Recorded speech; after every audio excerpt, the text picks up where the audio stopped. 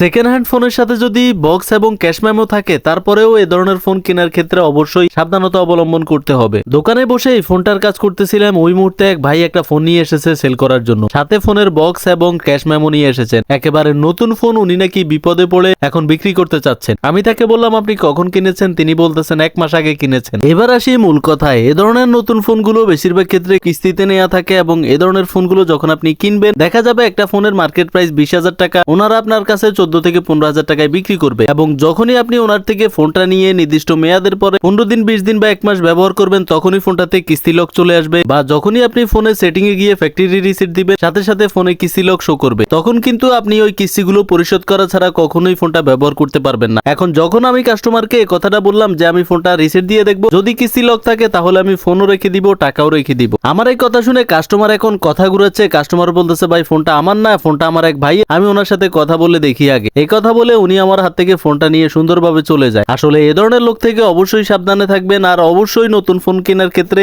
অবশ্যই factory receipt দিয়ে তারপরেই সেট কিনবেন।